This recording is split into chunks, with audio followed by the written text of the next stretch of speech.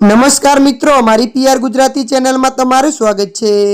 Superstar Salman ખાનને છેલ્લા કેટલા સમયથી ધમકીઓનો સામનો કરવો પડી રહ્યો છે। તેમના ઘરે ગેલેક્સી એપાર્ટમેન્ટ બહાર ગોળીબાર થયો હતો, ત્યારથી અભિનેતાને સતત ધમકીઓ મળી રહી છે।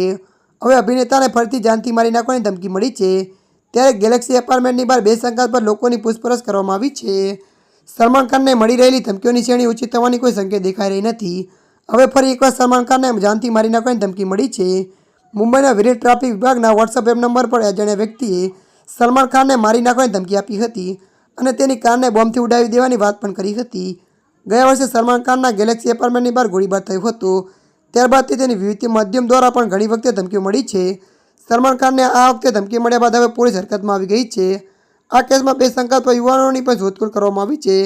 અહેવાલો અનુસાર સલમાન ખાનને સોમવારે 14 એપ્રિલના રોજ ધમકી મળ્યા બાદ તેમના ઘરે ગેલેક્સી એપાર્ટમેન્ટની બહાર બે શંકાસ્પદ યુવાનોની તપાસ કરવામાં આવી હતી। બે યુવાનો શંકાસ્પદ હાલતમાં ફરતા જોવા મળ્યા બાદ મુંબઈ પોલીસે આ શોધખોળ હાથ ધરી હતી। ત્યારે મિત્રો, હાલ માટે આટલું। મળીશું નવી અપડેટ સાથે। જો તમને અમારો વિડીયો પસંદ આવે, લાઇક, શેર અને સબસ્ક્રાઈબ કરી નાખજો। ધન્યવાદ।